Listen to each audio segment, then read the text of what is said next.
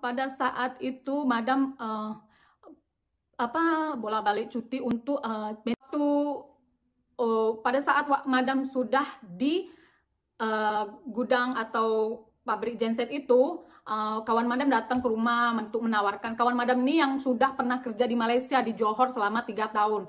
Jadi imagine atau bayangan Madam itu kerja di Malaysia itu, tahu Madam itu cuman pekerja asisten rumah tangga. Jadi Madam kan nggak tahu gimana itu di sana pada saat itu ya kan. Jadi asisten rumah tangga nggak mau lah, karena banyak case atau kasus-kasus yang ada di TV itu adalah yang disetrika, ada yang dianiaya gitu sama majikannya. Madam takut lah ya kan. Awalnya Madam nggak mau, cuman kan memikirkan nggak mungkin aku seperti ini, nggak mungkin aku kayak gini aja, mana gaji gini, rumah nggak ada, ini itu sendirian. Madam pada waktu itu nggak memikirkan itu namanya cinta-cinta lah, apa nggak ada, yang penting bisa makan aja cukup untuk membayar kontrakan sama motor. Lah kawan Madam nih, kawan dulu kawan Smith, karena dia dulu waktu tamat dia langsung ke Malaysia, jadi dia udah tahulah pengalaman. Dulu Madam nggak ngerti bahasa dia. Wow, cantik sekali Nuri, apa kabar? Dulu dia Nuri bagaikan artis kalau pulang dari Malaysia, Johor itu ya, dia bukan di Penang. Kalau Madam 10 tahun di Penang. Jadi dia itu bahasa pun sudah beda dengan saya. Dulu saya tak pandai lah. Sesudah itu dia nawarkan gini. Oke, kami urus lah ini data, ini akte, semualah sertifikat, semualah tentang itu untuk membuat paspor. Jadi pada waktu di genset itu Madam banyak cuti, terserah lah itu gaji sedikit nggak apa-apa, yang penting keputusan Madam udah bulat untuk kerja di Malaysia. Pada waktu itu sekarang PT apa dulu ya? PT-nya perusahaannya itu, agennya itu waktu itu di depan Istana Maimun. Tapi sekarang katanya PT-nya udah tutup, udah pindah nggak tahu kemana, nama PT-nya nggak tahu, lupa.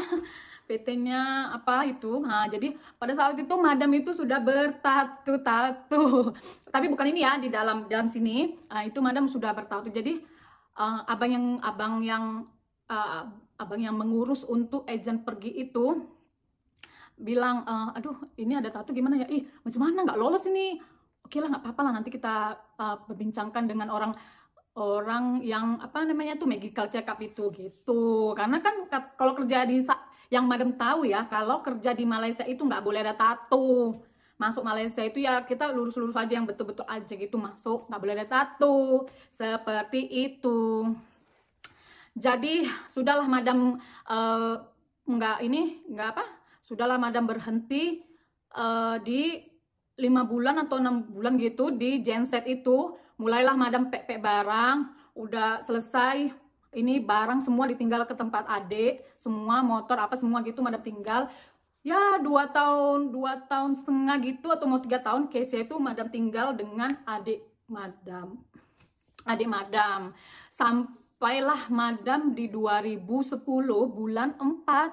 Di 2010 bulan 4 barulah Madam hijrah ke Malaysia, Penang. Pada saat itu ada berapa orang ya? Ada 12 orang.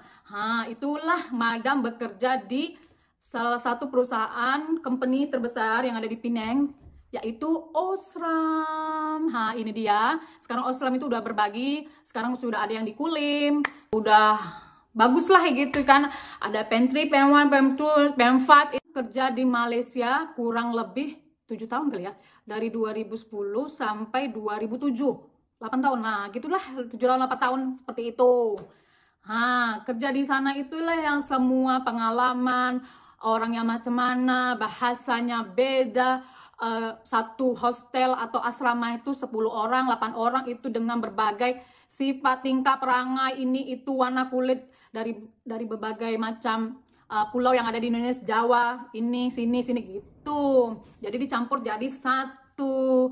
Seperti itulah yang pekerjaan Madam dulu, penuh dengan inilah warna-warni hidup ya kan. Jadi sampailah di 2015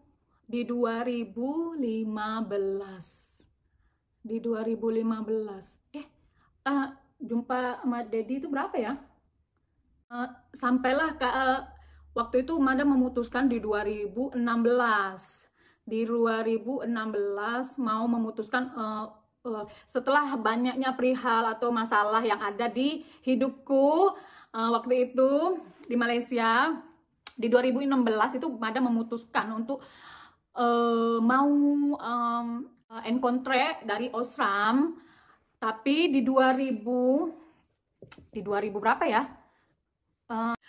Di jumpa sama Dedi 2015. Oh, pada saat kan Madam menjalaninya ini di 2015. Madam menjalaninya ini untuk mau ke 2016. Madam ini menjalani, oke lah, decided lah, ini enggak ini ada problem lah sedikit, jadi Madam untuk end contract aja lah, untuk menghadapi ini udah bosan gitu kan. Jadi di 2015 ini saat mau inilah apa end contract enggak gitu-gitu, bimbang ya kan, confused. Di Agustus itu di 2015 Madam berjumpalah dengan seseorang di salah satu aplikasi namanya dulu WeChat. Sekarang ada atau enggak nggak tahu, soalnya kami nggak menggunakan lagi. Itu orang tersebut itu tada, Mas Porto. Ini Mas Porto ini yang dulu Madam sudah pernah cerita di vlog sebelum-sebelumnya. Mas Porto itu dulu Madam kira dia itu seorang warga Nepal, karena Nepal kan ada yang putih, mancung, nah seperti itu. Karena dia dulu dari profile WeChat-nya dia dari samping ini, jadi Madam nggak lihat dia itu adalah seorang Western bule atau masalah say hi dia dengan Englishnya yang kental. Oh good, jadi Madam pun mencoba gimana seperti itu sampailah sekarang. Jadi seperti itulah perjalananku hidup. Kalau kalian mau tahu lagi nanti next Madam cerita lagi mengenai perjumpaan Madam dengan Mas Porto itu macam mana di next video ini ya. Karena banyak yang ceritain Madam ke perjumpaan Madam. Madam sudah pernah cerita di linknya Madam letak di bawah ya. Itu Madam perjumpaan pertama kali Madam dengan Mas Porto. Tapi masih banyak yang mau mendengar perjumpaannya itu seperti apa, lucu gitu. Tapi banyak juga yang macam mana mengurus pernikahan antara Asia dengan Western. Macam mana Indonesia dengan Portugal. Oh my god guys. Jujur ya, itu tuh amat sangat rumit, amat sangat menguras duit, menguras tenaga, menguras waktu semua. Bayangkan mengurusnya itu dari Medan, Pinang, Jakarta. Gitulah, Medan, Pinang, Jakarta itu. Karena posisinya pada saat itu jumpa Mas Porto, Madam langsung bilang, oke, aku mau serius, aku nggak mau main-main, karena aku pun sudah punya anak dan usia bukan muda lagi seperti yang untuk main-main, enjoy-enjoy, aku nggak mau.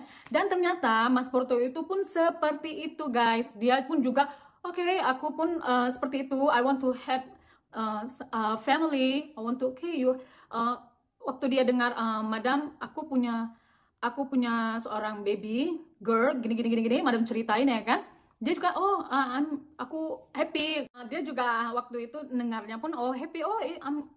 I'm also like baby, macam itulah ya kan. Oke, dia suka baby juga. Langsung itu jadi Madam di Agustus 2015 kami pendekatan terus sampai akhir tahun.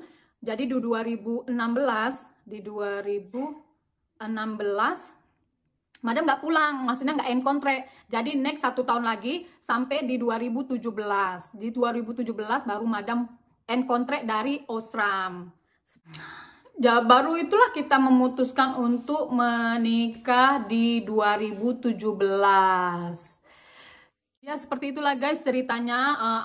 Gimana Madam kerja, awal mula kerja di Indonesia sampai Madam kerja di Malaysia.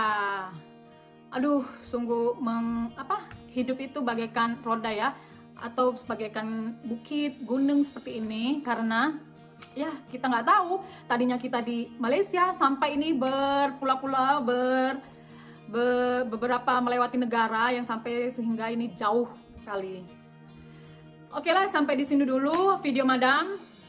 Next, Madam akan membahas bagaimana cerita Madam itu mengurus pernikahan yang begitu membagongkan ya. amat sangat rumit. Ya kalau ada dokumennya semua memang nggak rumit lah ya guys. Oke, sampai jumpa di vlog selanjutnya. Bye.